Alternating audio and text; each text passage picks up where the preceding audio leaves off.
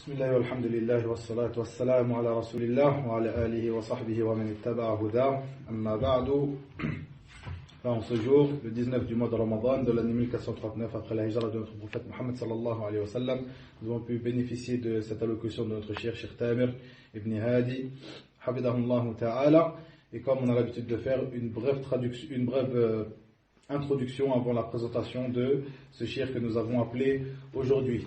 Cette brève introduction, comme on a l'habitude de faire, de rappeler pourquoi nous faisons ces appels et aussi d'insister sur le but de cette série de cours qui est, que nous avons intitulé une série de réfutations sur les ambiguïtés de notre temps.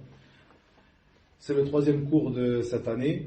Il y aura aussi le prochain cours qui sera demain à 16h avec Cheikh Oussama Al-Amri, comme c'est marqué ici au tableau de la mosquée.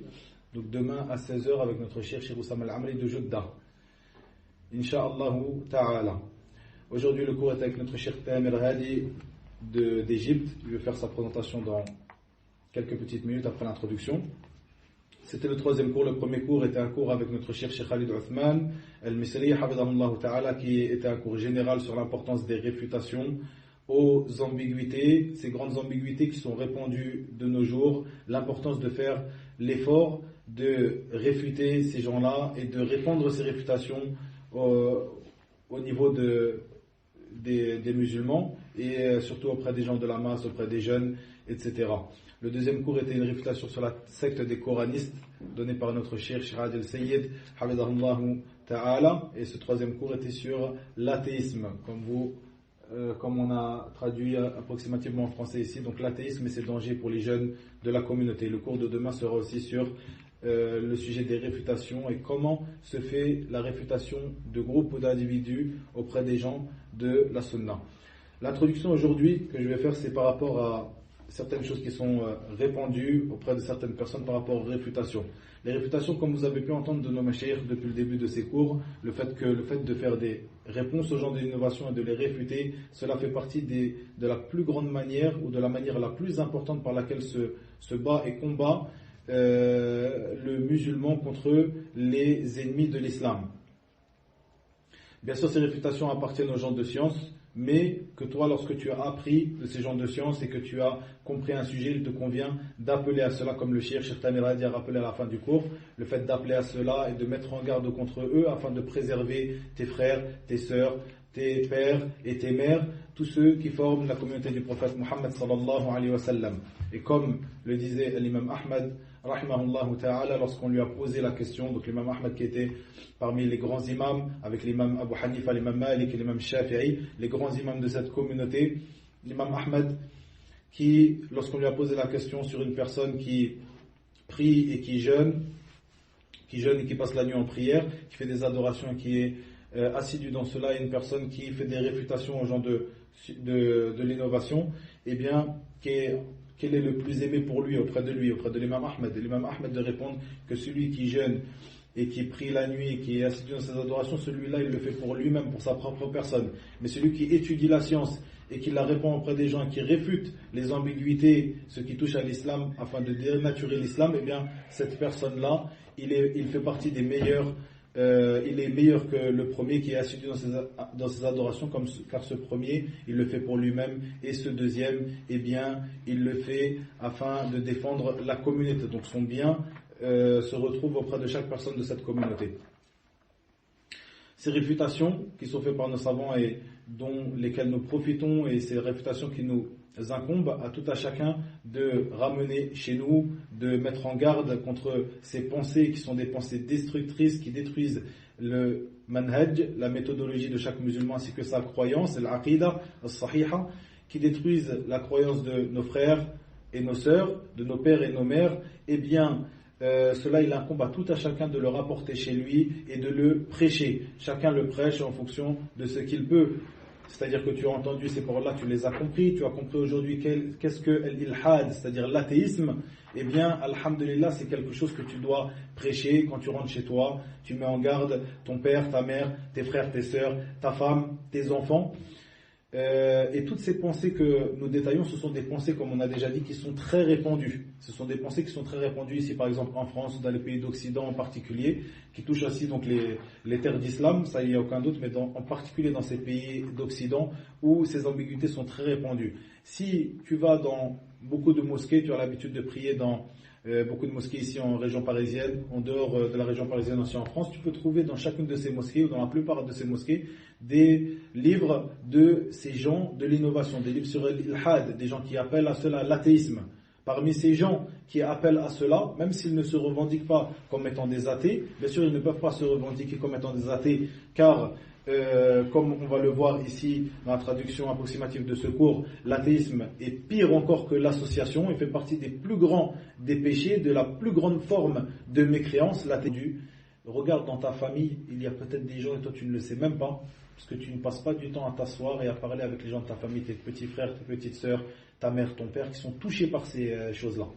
Une grande secte qu'on aura, Inch'Allah, l'occasion de réfuter par ces appels téléphoniques, la secte de l'Ahbash, que vous avez sûrement entendu parler. Ces gens-là, ils sortent dans les marchés et ils donnent des calendriers à nos mères, nos sœurs, et ils les ramènent dans leur secte de cette manière-là. Et toi, tu es dans cette maison, tu vis avec eux, ils te ramènent un calendrier, comme tu n'as pas le temps de t'asseoir avec eux, de parler avec eux, comme tu n'as pas non plus la science qui te permet de réfuter ces gens-là, et tu n'as pas la science de la manière dont laquelle viennent ces gens de l'innovation, tu ne sais pas que ton père, ta mère, ton frère et ta soeur, ils sont touchés par ces pensées-là, qui sont des pensées qui détruisent leur religion, qui détruisent leur croyance, la chose sur laquelle ils seront jugés et sur laquelle ils seront interrogés et par laquelle il aura leur devenir en enfer ou au paradis. Donc il faut bien faire attention, et là ce qu'on fait c'est vraiment l'étude de notre religion. On apprend le manhaj, l'aqida, as-sahiha, auprès des savants et des grands étudiants en sciences, donc de la meilleure manière, dans la manière dont Allah Azza wa Jalla nous a ordonné. Fas'alu ahla dhikri in kuntum la ta'lamun,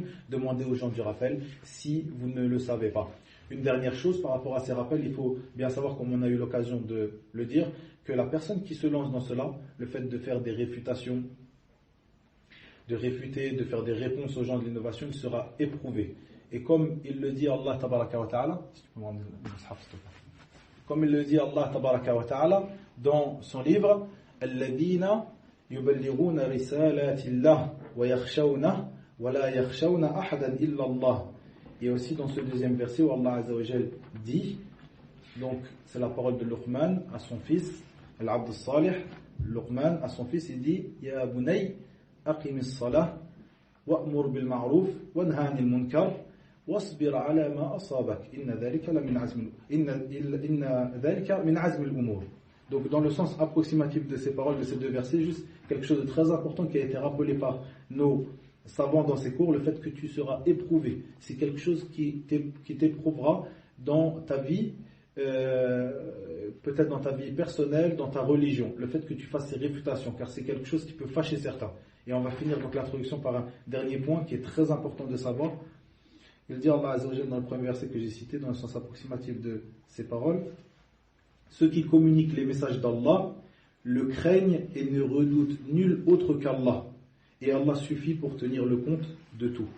Ça, ce sont ceux qui font ces réponses, qui enseignent la religion aux gens et qui réfutent ces choses-là, comme notre cher Cheikh Khalid Othman a évoqué, et comme notre cher Shirad al-Sayyid a évoqué aussi, si vous vous rappelez, le fait que les prophètes et les messagers étaient envoyés à leur peuple et ils ont patienté. Et eux, leur travail était d'appeler au tawhid, à l'unicité d'Allah Azza wa Jal, seul et sans associé, et à réformer les croyances. Donc c'est bien ça, les réfutations des mauvaises croyances. Le fait de répondre à ces mauvaises croyances qui étaient répandues dans leur peuple et à les ramener vers la base, l'origine sur laquelle était Adam alayhi salam, et 10 siècles après lui, jusqu'à l'époque de Nuh alayhi salam, le premier envoyé aux gens de la terre. Ils étaient sur le tawhid al-khalis, l'unicité d'Allah Azza wa Jal pure. Et donc les messagers renvoient les gens vers cela et œuvrent à réformer les croyances. Ce que les savants font après cela, car ils sont les héritiers des prophètes, après le dernier prophète Mohammed sallallahu alayhi wa sallam, et tout à chacun il nous convient de faire cela lorsque nous avons appris une chose afin de défendre la religion d'Allah, et chacun à son niveau. C'est-à-dire que toi tu es un petit étudiant qui étudie un petit peu, on ne te demande pas de faire des cours magistraux, mais commencer par les gens qui te sont les plus proches, les gens que tu vois faire ces innovations devant toi, les gens que tu vois tomber dans ces erreurs. Et le deuxième verset que j'ai cité, c'est la parole de Luqman à son fils, où il dit, dans le sens approximatif de ces paroles, ô mon enfant, accomplis la salat, accomplis la prière, recommande le convenable, interdis le blâmable et endure ce qui t'arrive avec patience. Telle est la résolution à prendre dans toute entreprise. Donc Allah Azza wa Jalla nous montre dans ces versets que une personne qui appellera à cela, eh bien, il sera éprouvé. Et il se peut que tu parles sur ton père et sur ton frère parce qu'ils sont sur une voie qui n'est pas la voie du prophète Mohammed sallallahu alayhi wa sallam, et que tu les réfutes et que ça devienne ton ennemi, car ils ne suivent pas la sunna du prophète sallallahu alayhi wa sallam, car ils font partie des armées de Shaitan qu'il a enrôlé afin de nuire la religion d'Allah Azza wa Jalla, qu'il le sache ou qu'il ne le sache pas. Il se peut que tu mettes en garde contre ton propre frère ou contre ton propre père, quelque chose qui te sera difficile pour toi d'endurer. Comme cela, il se peut que tu fasses l'éloge à quelqu'un qui, dans ta vie, eh bien, il t'aura causé du tort. Dans, par exemple, dans n'importe quelle chose, peut-être du commerce, dans quelque chose, et quelqu'un qui ne te sera pas sympathique, eh bien, il se peut que toi, tu fasses l'éloge de cette personne-là en public, car tu veux que les gens apprennent de lui, car c'est quelqu'un qui a une croyance pure, une bonne croyance et un bon manhaj, tu veux que les gens apprennent de lui. Donc ça, c'est quelque chose de difficile à endurer. Un dernier point avant de rentrer dans la traduction du cours, une chose qui est très mal comprise chez beaucoup de frères, ils prennent des paroles des savants, c'est quelque chose qu'on connaît depuis des années, et beaucoup, malheureusement, sur ces YouTube, où ils prennent donc des paroles qui sont coupées, et donc il y a du bien dans cela, c'est sûr, de répandre les paroles des savants, mais parfois ils sont coupés et les gens utilisent des paroles qui sont à portée générale pour les appliquer à un sens, à une situation particulière, et parfois une parole, une fatwa d'un savant qui est sur une situation particulière et il le généralise. Et ça, c'est un grand problème. Comme ici, par exemple, les réfutations, certaines personnes, comme on le voit au quotidien depuis des années, ils prennent des paroles de nos grands savants et des savants en général, de nos grands savants aussi, qui disent peut-être que délaisser cela, ce sont des sujets qui fâchent, il faut se réunir, délaisser ces choses-là, le fait de réfuter, de parler sur un tel et un tel, et ils le répondent comme si ça c'est une base dans notre religion. Alors que comme vous avez vu dans tous ces appels qu'on a fait depuis des années, et cette année en particulier, puisque c'est vraiment ça le but des appels, de réfuter certaines sectes et certaines pensées, vous avez vu que la base, c'est que Allah Azza wa Jalla a envoyé ses messagers pour cela, pour appeler au tawhid et réformer les croyances. Le fait de faire des réfutations, réformer en faisant des réponses à ces gens qui auront ramené dans la religion d'Allah Azza wa Jalla ce qu'il n'en est pas. Donc on voit que c'est bien ça la base. Sans dire que nous ne sommes pas là pour se réunir. Bien sûr, nos savants appellent au fait de se réunir, mais se réunir sur quoi? Si chacun d'entre nous va dans un sens, se réunir sur la sunna du prophète sallallahu alayhi wa sallam, sur le livre d'Allah et sur la sunna du prophète sallallahu alayhi wa sallam, comme il le dit Allah Azza wa Jalla, wa'tasimu bihablillahi jami'an wa la tafarraqu. Allah Azza wa Jalla dit, et cramponnez-vous à quoi? Est-ce qu'il a dit wa'tasimu jami'an? Il a dit wa'tasimu bihablillahi jami'an. Hablullah, les sahaba, ils l'ont expliqué comme étant la ilaha illallah. Certains l'ont expliqué comme étant ar-rasoul sallallahu alayhi wa sallam. Certains l'ont expliqué donc ar-rasoul, après lui sallallahu alayhi wa sallam, c'est sa sunna. Certains l'ont expliqué comme étant kitabullah. Et tout cela, les ulama disent que c'est quelque chose qui est véridique. Donc, tous ces points-là, donc hablullah, c'est la ilaha illallah. La sunna du prophète sallallahu alayhi wa sallam, le livre d'Allah. Donc Allah, il nous dit de nous cramponner à quoi? À cette chose-là. Pas de se cramponner les uns les autres ou les uns aux autres sans aller vers la même direction. Une parole qui m'est parvenue il y a quelques jours, ou peut-être même hier soir, une parole d'un frère qui envoie comme cela des paroles de Cheikh Abdel Mohsen al-Badr. Cheikh Abdel Mohsen al-Abbad, qui fait partie des grands savants de Médine. Hafidahullah ta'ala, qui est un grand savant, qui est un des plus grands savants vivants à nos jours. Muhaddith al-Médine, Cheikh Abdel Mohsen al-Abbad. Et qui dit, ce sont des gens qui lui posent la question, et qui dit donc délaissez les choses qui fâchent, rassemblez-vous entre vous. C'est sûr que et cette personne, elle envoie cela comme pour dire que ça c'est la base, il faut qu'on se rapproche, il faut délaisser les réponses aux gens. Mais écoutez même la question qui est posée au shir. Il parle de gens qui sont sur la sunna dans un pays bien précis et qui vont chacun et qui prennent à la tête chacun d'entre eux, qui forment des groupes et à la tête de chacun d'entre eux un shir, et qu'ils suivent et qu'ils n'acceptent pas la parole de l'autre, du shir de l'autre groupe. Ça c'est sûr que ça c'est pas la salafia. C'est pas ça la sunna, il n'y a personne qui dira cela. Et Cheikh, il a répondu en fonction de ça, de la question qu'il lui posait. Ce Cheikh, Abdel Muhsin Al-Abbad, qui est un grand savant qui, si vous allez sur son site, c'est pas quelque chose de caché, vous trouverez des réfutations à beaucoup de sectes et beaucoup de personnes. Beaucoup de sectes et beaucoup de personnes, ils sont dans Qism al-Maqalat, les articles écrits sur son site. Donc il faut bien réfléchir avant de prendre certaines paroles et de les appliquer comme cela et de se dire voilà c'est ça la base, nos savants ils sont sur cela, ils sont pas sur cela, vous divisez, vous êtes comme cela. Ça c'est une ambiguïté qui est très répandue et malheureusement chez des frères qui s'apparentent à la sunna. Voilà, ce dernier point, avant de commencer donc, une brève présentation de notre cheikh que nous avons appelé aujourd'hui, le cheikh Tamir ibn Hadi, Abu Abdillah, Tamir Hadi al-Radi.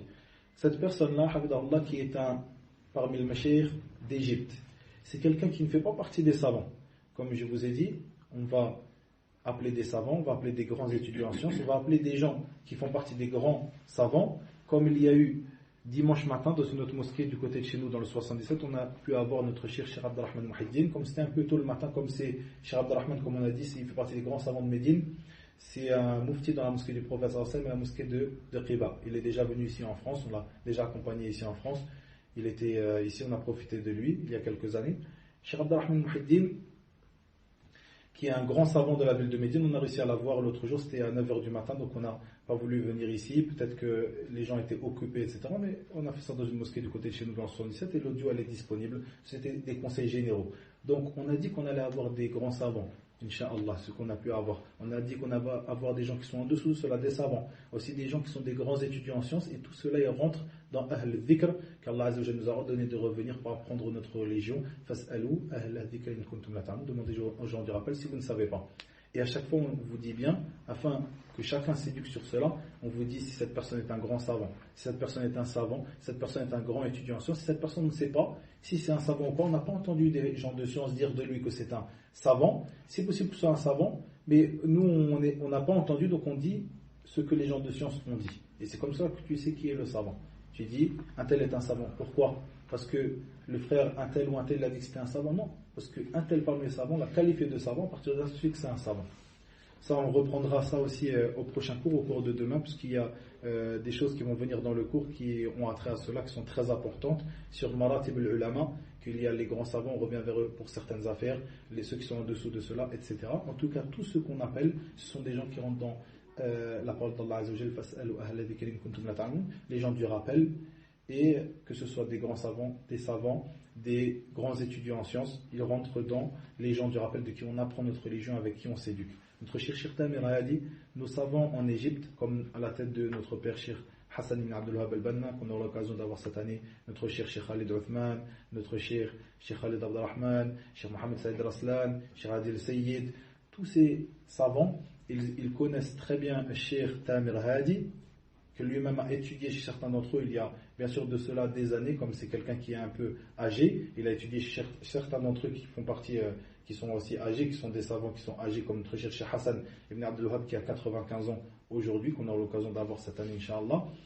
Et notre cheikh Tamir Hadi a appris de eux, il n'a appris qu'en Égypte, il n'est pas sorti de l'Égypte pour apprendre, et ils disent tous de lui que c'est quelqu'un de qui on prend la religion, quelqu'un qui est un grand étudiant en sciences, quelqu'un qui a de la science, il fait des conférences avec eux, ce qui montre l'intérêt et l'estime qu'il lui porte, que nos savants lui portent.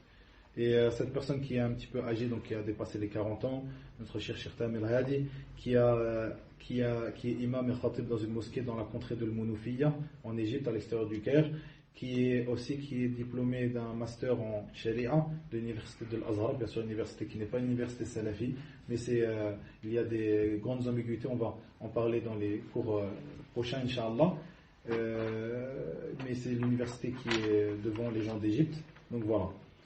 Et donc notre cheikh qui a étudié chez ces savants de la Sunna, après avoir pris son master, qui est imam ou khatib, et qui a des cours au Caire et à l'extérieur du Caire, et qui est recommandé par l'ensemble de nos mashayikh.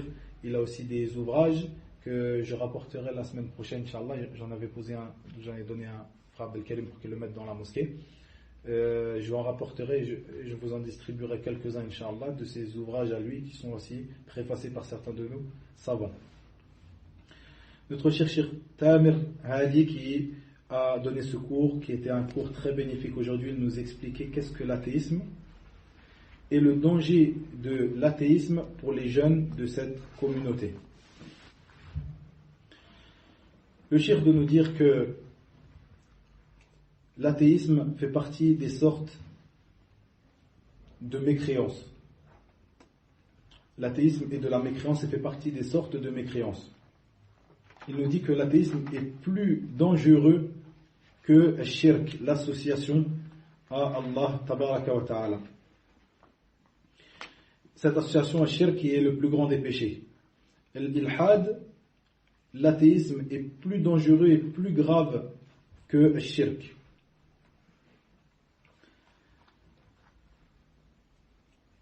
Le shirk que Allah Azza wa Jalla a décrit, l'association que Allah Azza wa Jalla a décrit dans son livre comme étant une injustice immense. Comme le dit Luqman, Al-Abdus Salih à son fils, ô mon fils, n'associe pas à Allah, dans le sens approximatif de ces paroles, n'associe pas à Allah, certes l'association est une injustice immense. Le shirk de nous dire que l'ilhad, l'athéisme, est le plus haut degré de la mécréance. Car l'athéisme, comme il va le rappeler après, donc il avait structuré son cours, mais il l'a rappelé aussi au début du cours, le fait que l'athéisme, qu'est-ce que c'est? L'ilhad, c'est le fait de ne pas croire en l'existence d'un créateur. L'ilhad, l'athéisme, c'est le fait de ne pas croire en l'existence d'un créateur. Et c'est aussi le fait de ne pas croire en une sharia, une législation quelle qu'elle soit, comme le fait de ne pas croire en une religion quelle qu'elle soit, que ce soit une religion véridique ou c'est-à-dire la religion de l'islam, ou une religion fausse, comme la religion sur laquelle est les juifs et les chrétiens de nos jours, les bouddhistes, etc. Toutes ces autres religions qui sont en dehors de l'islam, qui est la seule religion de vérité. Ceci est l'athéisme. Et le shirk de nous dire que l'associateur, lui, associe à Allah Azza wa Jal. Donc il croit en Allah tabaraka wa ta'ala et il l'associe avec lui, autre que lui. À l'inverse de l'athée, al-mulhid, qui lui ne reconnaît même pas l'existence d'Allah tabaraka wa ta'ala. Et c'est pour cela que les savants disent que c'est le plus haut degré de la mécréance, l'ilhad, le fait de ne pas reconnaître même l'existence d'Allah, ne pas reconnaître même l'existence d'un créateur.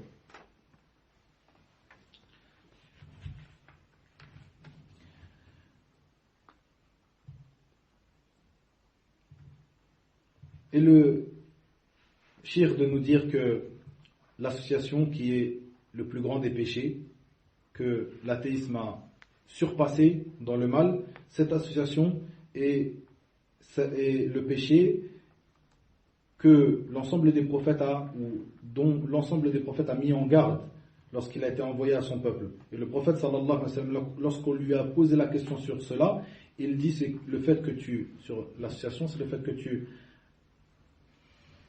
fasses d'une chose l'égale d'Allah Azza wa Jal, que tu rendes une chose égale à Allah tabaraka wa ta'ala, alors que c'est lui qui t'a créé, tabaraka wa ta'ala.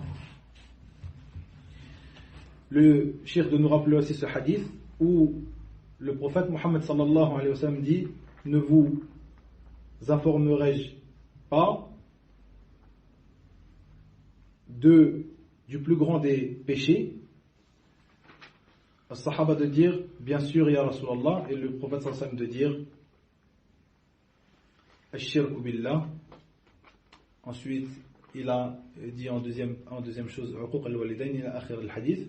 Donc ce qui est important, c'est que le prophète sallallahu alayhi wa sallam, lorsqu'il a dit à ses compagnons: ne vous informerai-je pas du plus grand des péchés, ou des plus grands des péchés, dans la traduction c'est le plus grand des péchés, eh bien le prophète sallallahu alayhi wa sallam a dit le shirk, l'association.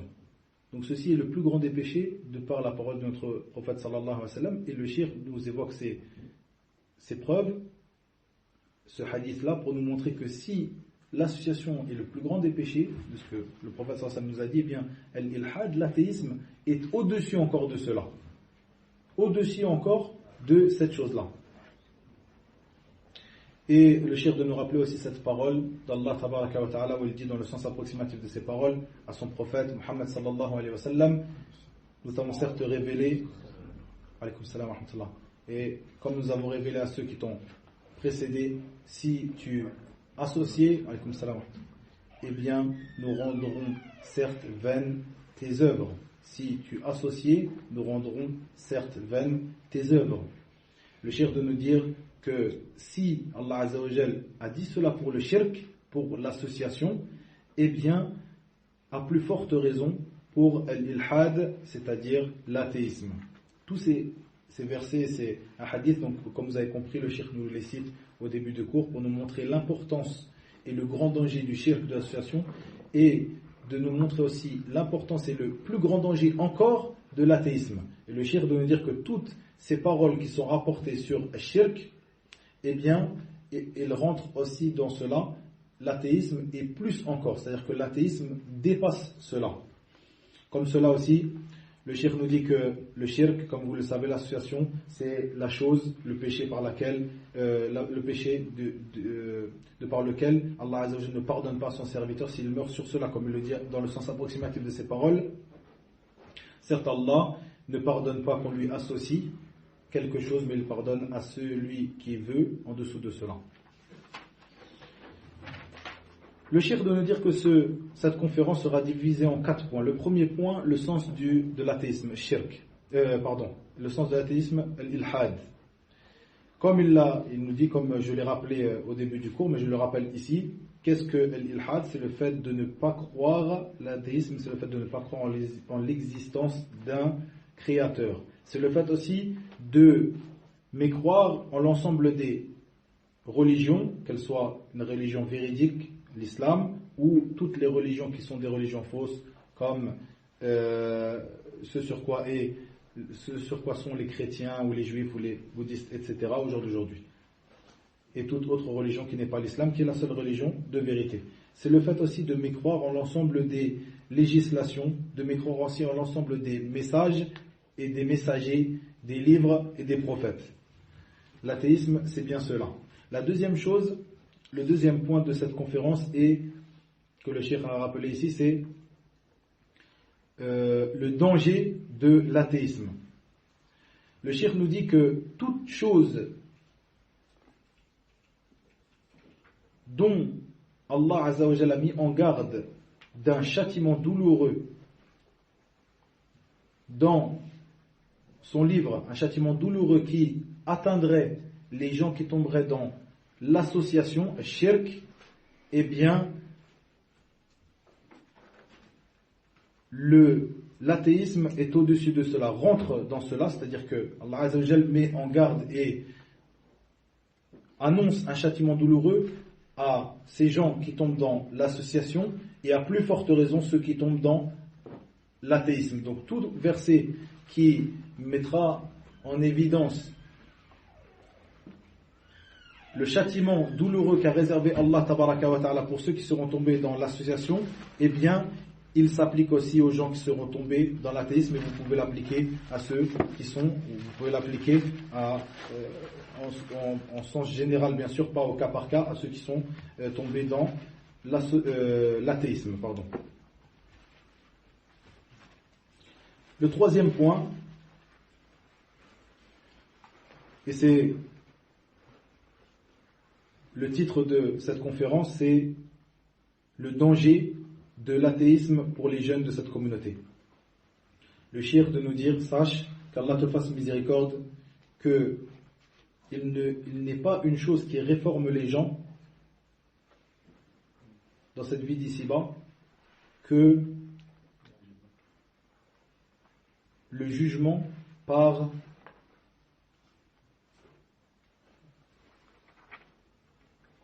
un jugement juste. Il n'y a pas une chose qui réforme les gens dans cette vie d'ici-bas que le jugement juste et équitable. Ce jugement juste et équitable avec lequel est venu Allah Azza wa Jalla dans sa législation.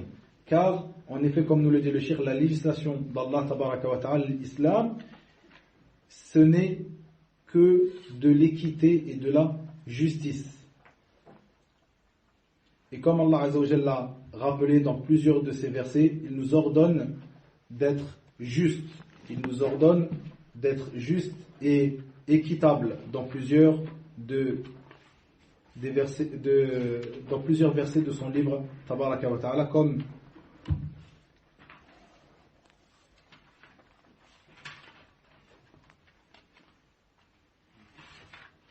par exemple dans ce verset que le cheikh nous a cité.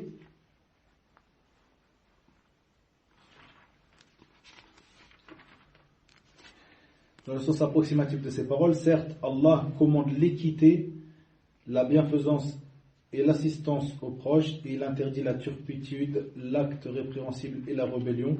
Il vous exhorte afin que vous vous souveniez. Donc certes, Allah commande l'équité. Donc le cheikh de nous dire que Allah Azza wa Jalla a rappelé cela dans plusieurs versets de son livre, où il nous ordonne d'être équitable et juste, et il nous dit, Habibullah Ta'ala, que Allah Azza wa Jalla a légiféré cette religion et l'a basée sur la justesse et l'équité.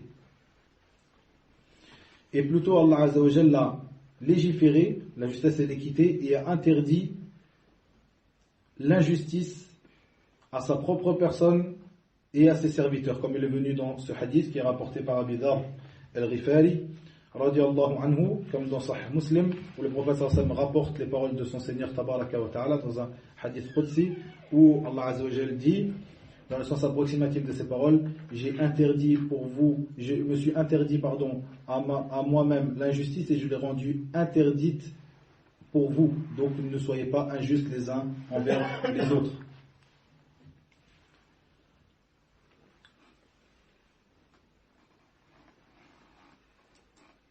Et le cheikh nous a cité aussi, pour illustrer cela, ce hadith qui est rapporté dans le Sahih de l'imam al-Bukhari, ce hadith où cette personne, c'est-à-dire la tête de Al-Khawarij, Dhul Khuwaysira al-Tamimi, a dit au prophète sallallahu alayhi wa sallam lorsqu'il partageait le butin de Hunayn, il partageait le butin, et cette personne Dhul Khuwaysira est venue le voir et lui a dit, sois juste ô Muhammad, sois juste et équitable ô Muhammad sallallahu alayhi wa sallam. Le prophète de lui répondre, tu es certes voué à la perdition, tu es certes perdu, ou tu as certes perdu si je ne suis pas juste et équitable. Et le cheikh doit dire que dans une autre version, je suis certes injuste et je suis certes perdu et je suis certes, donc le prophète sallallahu alayhi wa sallam lui aurait dit, moi, en parlant de sa propre personne, je suis certes perdu et voué à la perdition si je ne suis pas juste. Donc deux versions de ce hadith. Et le cheikh de nous dire qu'il nous apparaît de ces preuves que nous avons rappelées que le prophète sallallahu alayhi wa sallam a toujours jugé avec justesse et équité, et celui qui pense autre que cela, eh bien il est certes perdu, il est certes voué à la perdition. Et donc le cheikh de revenir et de nous dire que la seule chose qui réformera les gens, ce sera la justesse et l'équité, sur laquelle Allah Azza wa Jalla a construit sa religion, et avec laquelle Allah Azza wa Jalla a envoyé ses messagers, afin qu'ils réforment par cette justesse, cette équité, les peuples, leurs peuples, dans leur religion ainsi que dans leur vie d'ici-bas. Et le cheikh de nous dire après cela que si l'ilhad, l'athéisme, est construit sur l'inverse de l'islam, est construit sur le fait de ne pas reconnaître l'existence d'un créateur, de ne pas reconnaître aucune législation, de ne reconnaître aucun livre et aucun messager, aucun message, eh bien elle est certes, l'ilhad, cet athéisme, il est certes construit sur l'inverse de ce sur quoi est construit l'islam. Et sur quoi est construit l'islam, comme le cheikh vient de nous le dire, sur l'équité et la justesse. Donc nous voyons ici que l'ilhad, l'athéisme, est construit sur l'inéquité et l'injustice. Donc l'ilhad, l'athéisme, ne sera jamais un chemin à emprunter pour la réforme des gens dans leur bas monde et dans leur au-delà. Et le cheikh de nous dire, si nous avons compris cela, nous comprenons le futur de nos jeunes, des jeunes de cette communauté, et le cheikh de rajouter, et aussi le futur des jeunes parmi les mécréants qui rentrent dans cette porte, la porte de l'athéisme. Nous comprenons que leur futur sera un futur sombre, qui ne sera, où il n'y aura pas de réforme, et leur vie d'ici-bas ne sera pas réformée, elle ne sera pas droite comme leur vie dans l'au-delà. Le cheikh de nous donner après cela quelques causes qui ont permis à l'athéisme de se répandre. Il nous dit le cheikh que parmi ces causes-là, le fait qu'il y a des restrictions au niveau c'est-à-dire que le cheikh de nous dire que les prêcheurs à la vérité sont restreints dans leur manière de prêcher. Ils ne peuvent pas prêcher donc cette vérité comme ils le devraient ou comme ils le pourraient, comme ils devraient le pouvoir, comme ils se devraient. Il leur est plutôt imposé des restrictions qui ne sont pas imposées aux prêcheurs du faux et aux prêcheurs de l'athéisme. Comme cela aussi, il est embelli aux gens de la masse, les prêcheurs du faux, les prêcheurs des innovations, et parmi ces plus grandes innovations, l'athéisme qui est question ici. Il est embelli aux gens, ces prêcheurs-là, et plutôt on renvoie les gens et les jeunes de cette communauté vers eux. Et comment il leur est embelli ces gens-là en leur donnant certaines places, comme par exemple ces places de commentateurs et de présentateurs et de tenir des émissions sur ces chaînes satellites, comme on l'a déjà évoqué, et comme chacun de nos mashayikh que nous avons appelés mettent en garde sur cela, ces chaînes télévisées qui répondent à un grand mal et qui répondent les pensées de ces prêcheurs au faux et aux innovations, et parmi ces plus grandes innovations, ce qui est question ici, l'athéisme. Ces prêcheurs qui ont une place, comme nous le dit le cheikh, sur ces chaînes, qui est une place très importante, ils ont des émissions, ils appellent à cela ouvertement.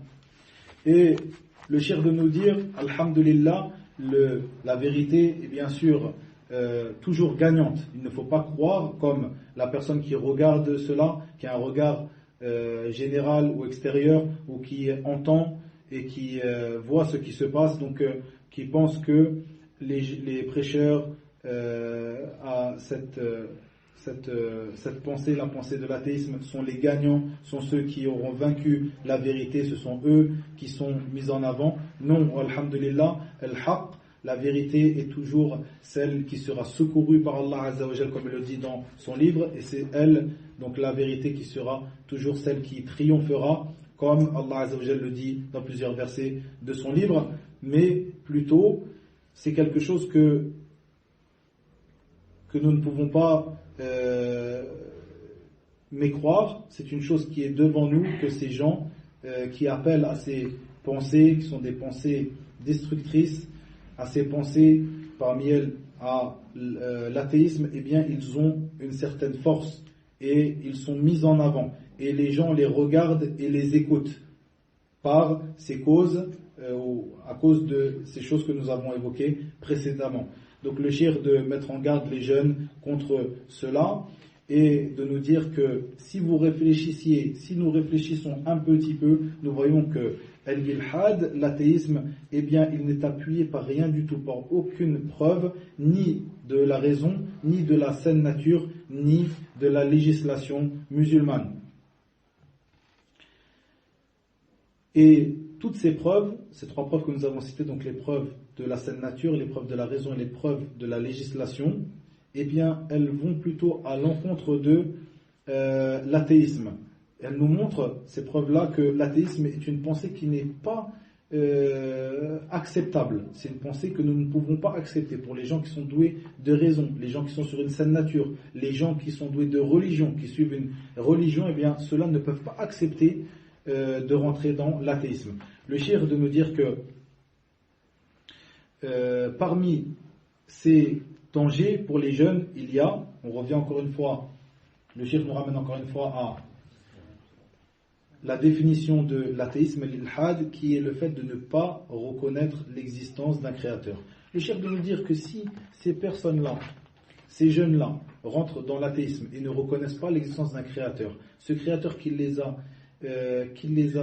a interdit des choses et qui leur a ordonné des choses, s'ils ne reconnaissent pas son existence, ils ne feront pas, ils transgresseront ses interdits et ils n'obéiront pas à ses ordres, ils n'obéiront pas aux ordres d'Allah Tabaraka wa Ta'ala puisqu'ils ne le reconnaissent pas à la base.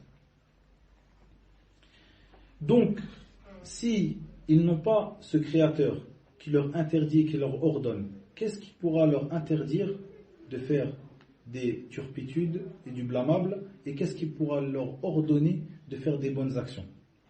Le shir de nous dire que ça c'est un des plus grands méfaits de l'athéisme, le fait qu'ils ne reconnaissent pas l'existence du créateur, donc ils ne reconnaissent pas l'existence de quelqu'un qui leur donnera des ordres d'œuvrer dans les bonnes œuvres, et ne reconnaissent pas l'existence de celui qui leur interdit de commettre la turpitude et le blâmable. Donc ils seront comme des bestiaux, et qu'ils se comporteront comme cela. Il n'y a personne pour leur interdire de voler, de mentir, de tricher, d'accomplir les mauvaises œuvres, d'accomplir la turpitude.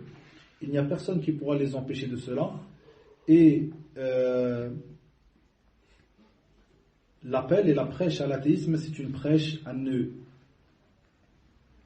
c'est une prêche, comme nous le dit le cheikh ici, la prêche à la turpitude, l'appel à l'athéisme, excusez-moi, c'est un appel à détruire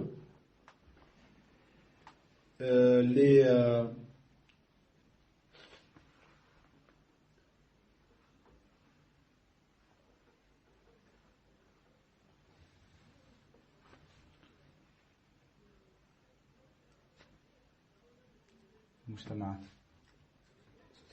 sociétés. C'est la prêche l'appel à l'ilhad, à l'athéisme, c'est un appel à la destruction des sociétés. Car, le cheikh nous explique cela, c'est un appel à la destruction des sociétés. Car l'athée n'aura rien devant lui qui lui fera peur et qu'il craindra. Il ne craindra pas Allah Azza wa Jal, parce qu'il ne reconnaît pas l'existence d'Allah. Il n'aura pas peur d'Allah Tabaraka wa Ta'ala, de son châtiment, car il ne reconnaît pas l'existence d'Allah. Donc, comment cette personne-là, qui sera un athée, il pourra avoir peur pour sa patrie, peur pour sa société? Il pourra craindre de faire du mal à son père et sa mère, à ses enfants, à ses voisins. Eh bien, celui-là, il n'y aura rien qui le repoussera de faire cela, car l'existence de son créateur, il ne la reconnaît pas. Eh bien, le cheikh nous dire que certaines personnes vous diront que ce sont les lois que l'homme a mis en place qui le tiendront, qui l'ordonneront et qui l'empêcheront de commettre le blâmable. Le cheikh de dire que non, ces lois qui ont été mises en place par l'être humain ne pourront pas le retenir. Pourquoi? Il nous l'explique tout de suite.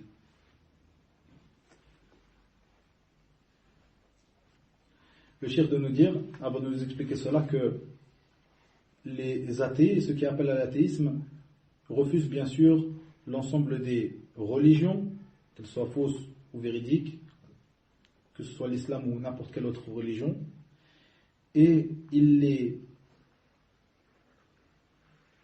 apparentent, ils les associent à des gens qui sont des gens ignorants, des gens qui sont comme des bestiaux, alors que ce sont eux qui vivent, c'est-à-dire les athées, comme des bestiaux qui n'ont pas de Seigneur, qui leur interdit, qui leur pose des limites et qui leur ordonne de faire des bonnes actions. Le cheikh de nous dire que les lois mises en place par l'homme, les lois mises en place dans chaque société, ne peuvent pas empêcher l'athée à faire toutes ces turpitudes que nous avons évoquées précédemment. Car ces lois ne sont pas construites sur le fait de sentir et ressentir qu'il y a quelqu'un qui te voit à chaque chose que tu fais, qui te regarde et qui t'entend à chaque œuvre que tu œuvres. À l'inverse de al-shara'i', c'est-à-dire les législations qui ont été mises en place par le Seigneur des mondes, Allah Tabaraka wa Ta'ala, cette dernière législation qui est la législation qui a abrogé toutes les autres législations, la législation islamique qui, elle, éduque les gens à vivre sans cesse dans le fait de sentir que Allah Azza wa Jal nous voit et c'est ce que nous œuvrons à chaque moment. Et c'est cette chose-là qui empêche le musulman de tomber dans ces turpitudes et dans ce blâmable et dans ces mauvaises œuvres. À l'inverse, de cet athée qui ne reconnaît pas cela et qui lui aura peut-être parfois, lorsqu'il sera vu par les autorités, s'arrêtera de faire ses turpitudes, ne pourra pas faire cela, peut-être qu'il sera corrigé ou châtié par ces autorités-là, mais au moment où personne ne le verra, eh bien, il ne s'empêchera pas de commettre ce blâmable. Comme cela, le cheikh nous dit que ces lois ne sont pas des lois, ce sont des lois qui ont été faites par l'homme, ce ne sont pas des lois divines qui ont été mises en place par Allah tabaraka wa ta'ala, qui sont parfaites. Les lois mises en place par Allah tabaraka wa ta'ala sont parfaites. Ils n'ont aucune faille, à l'inverse des lois mises en place par l'être humain qui sont faillibles et qui laissent une certaine, le cheikh a cité le mot, liberté aux hommes. Il lui laisse une certaine liberté, c'est-à-dire qu'il n'est pas infaillible, qu'il n'entoure pas toutes les facettes de sa vie. Donc il aura une certaine liberté dans laquelle il pourra sortir pour faire ces turpitudes-là, à l'inverse de la législation d'Allah tabaraka wa ta'ala.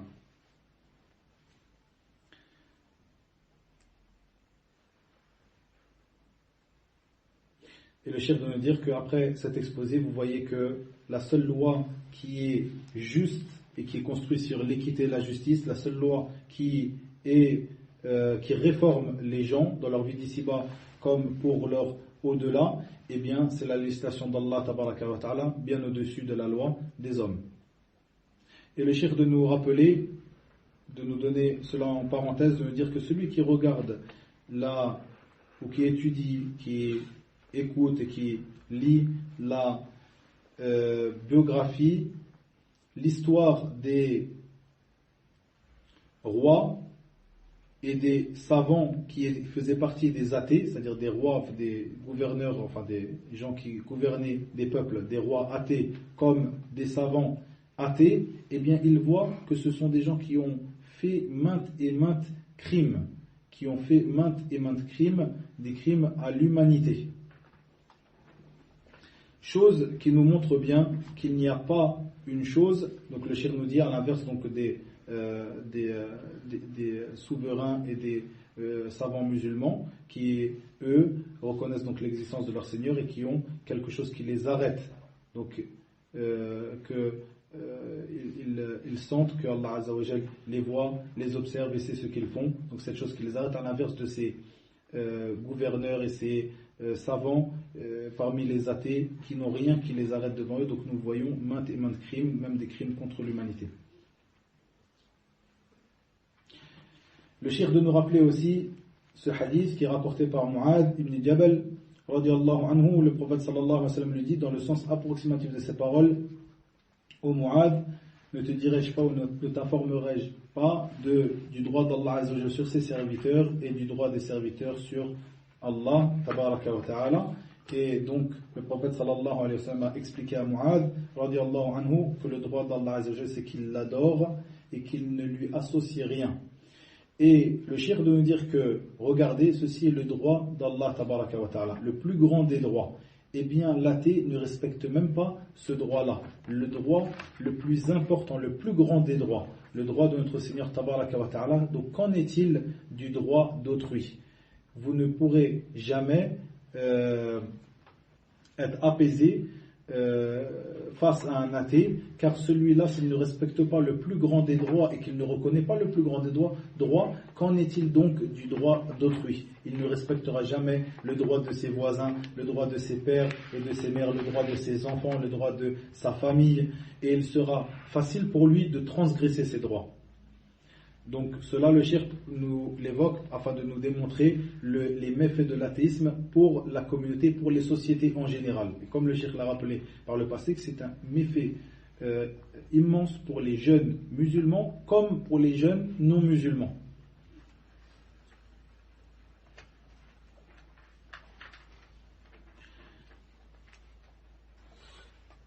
Et le cheikh de nous dire, de conclure cet exposé en nous disant que celui qui réfléchira et qui méditera sur cela, ce que nous avons évoqué et exposé ici, il se rendra compte que l'ilhad, l'athéisme,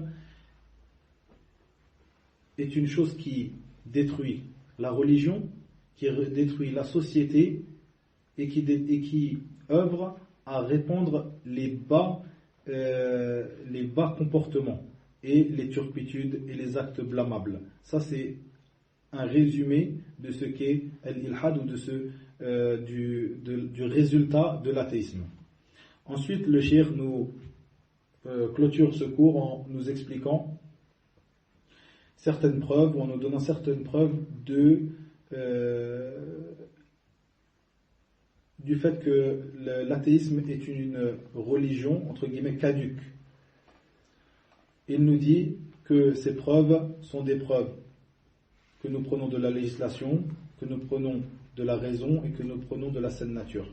Parmi ces preuves que nous prenons de la raison, le cheikh a rappelé un enfant, un petit enfant d'1 an, qui lui, lorsqu'on le frappe sur sa nuque, eh bien, cet enfant, qui n'est pas quelqu'un qui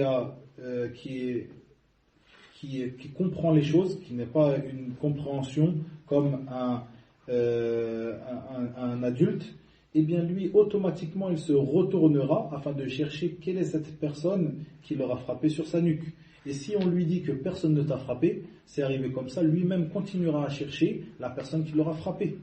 Malgré que c'est un enfant, un petit enfant qui n'a pas toute sa raison comme un être humain, comme un être humain adulte.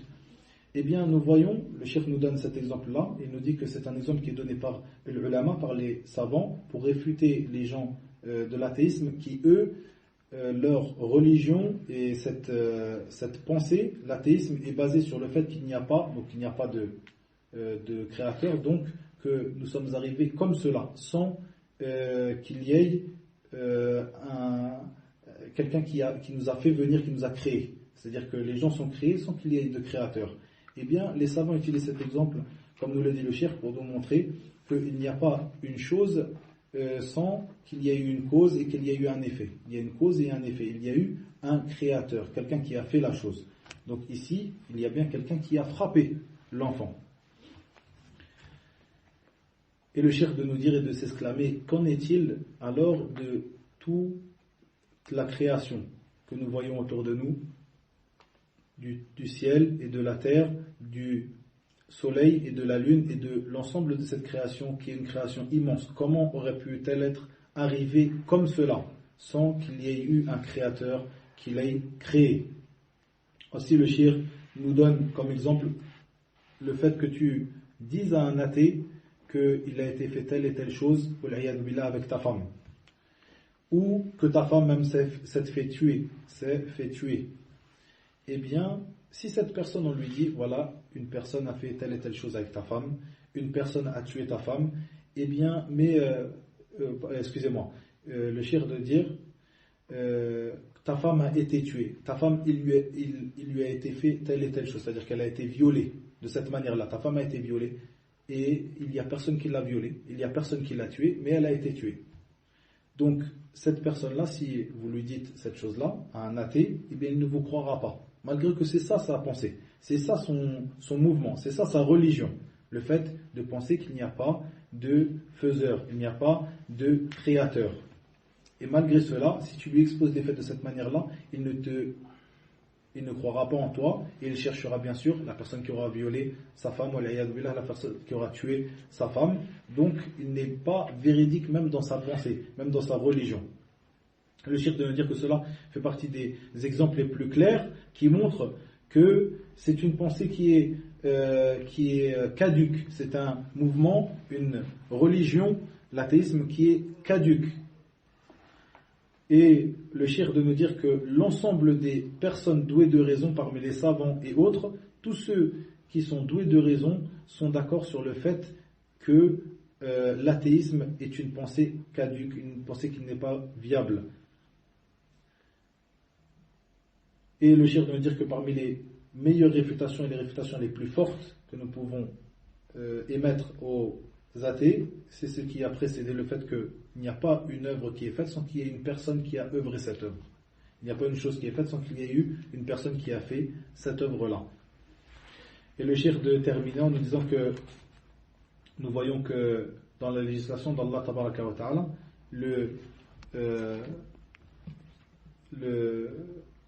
Allah Azza wa Jal dit dans son livre, Tabaraka wa Ta'ala, dans le sens approximatif de ces paroles.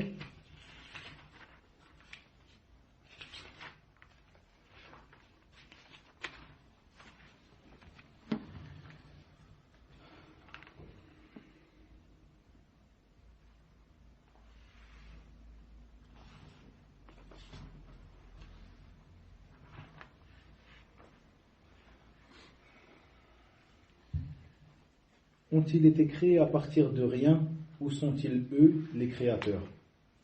C'est une parole, dans le sens approximatif de ces paroles, bien sûr, c'est une traduction approximative d'une parole d'Allah Tabaraka wa Ta'ala. Ont-ils été créés à partir de rien ou sont-ils eux les créateurs? Le cheikh nous dit que ça, c'est une des plus grandes réfutations que vous pouvez faire à un athée. Cette parole d'Allah Azza wa Jal, et l'explication de cette parole se trouve dans As-Sahihayn, Sahih al-Bukhari ou Sahih Muslim, où ce sahabi, Jubayr ibn Mut'im, est venu voir le prophète sallallahu alayhi wa sallam à Médine, et pendant là, il était mécréant à cette époque-là, il est arrivé au moment de la prière de Maghrib, donc une prière à voix haute, et il entendit le prophète Muhammad sallallahu alayhi wa sallam réciter Surat al-Tur, et arrivé à ce verset lorsque Allah Azza wa Jal dit Am khuliqu min ghayri shay'in am humul khaliqun, eh bien il dit, lorsque j'ai entendu Jubayr ibn Mut'im, il dit, lorsque j'ai entendu ce verset, j'ai senti comme si mon cœur allait s'envoler. Le cheikh doit dire pourquoi et de répondre car il est impossible qu'une chose soit venue là sans qu'il y ait de créateur, une chose soit créée sans qu'il y ait de créateur, une chose soit faite sans qu'il y ait quelqu'un qui l'ait faite. Et ça, c'est une chose que l'arabe de l'époque avait très bien compris. Et c'est pour cela que ce sahabi, Jubayr ibn Mut'im, a dit cette chose-là. Lorsque j'ai entendu ce verset-là, j'ai senti comme si mon cœur allait s'envoler. Donc ça, le cheikh doit dire que c'est une des preuves les plus fortes pour réfuter les athées. Aussi, le cheikh termine le cours en nous disant, en nous rappelant une parole de Cheikh al-Islam ibn Taymiyyah, rahimahullah ta'ala, qui rapporte que l'athéisme n'est pas une chose, n'est pas une croyance d'un groupe de personnes, c'est-à-dire un groupe qui se démarque de cela, ce sont les athées. Un groupe qui s'appelle les athées, comme cela. Mais plutôt, c'est une croyance qu'ont inventé certaines personnes ici et là. Certaines personnes, certains petits groupes, des petits groupes ou des personnes seules, des individus seuls ont inventé une chose qu'ils ont inventé, qu'ils ont imaginé dans leur esprit, et c'est juste une parole qui est disséminée ici et là, mais ce n'est pas une parole qu'un groupe de gens a adopté comme dogme, etc. Donc c'est quelque chose qui n'a pas vraiment d'existence à la base. C'est une chose qui n'a pas vraiment d'existence, c'est une chose qui a été inventée dans l'esprit d'une personne ici, une personne là, qu'ils ont rassemblé, et à la base ce n'est pas quelque chose qui constitue un dogme d'un certain groupe de gens qu'on dit eux ce sont le groupe des athées. À la base c'est cela. Et bien sûr le shirk met l'accent sur le fait qu'au jour d'aujourd'hui, eh bien ils ont des groupes, et ils ont des ils font des conférences, ils appellent à cela, ils écrivent des livres, et pour cela le cheikh termine son cours en nous enjoignant à être assidus dans l'étude de la science, dans le fait de répandre la science et de combattre l'ilhad, l'athéisme, et de mettre en garde contre cette pensée-là, l'athéisme. Et il nous dit que bien sûr ça fait partie des meilleures choses que tu peux faire, c'est-à-dire de mettre en garde contre ce péché qui est au-dessus de l'association à Allah Tabaraka wa Ta'ala, qui est le plus grand des péchés.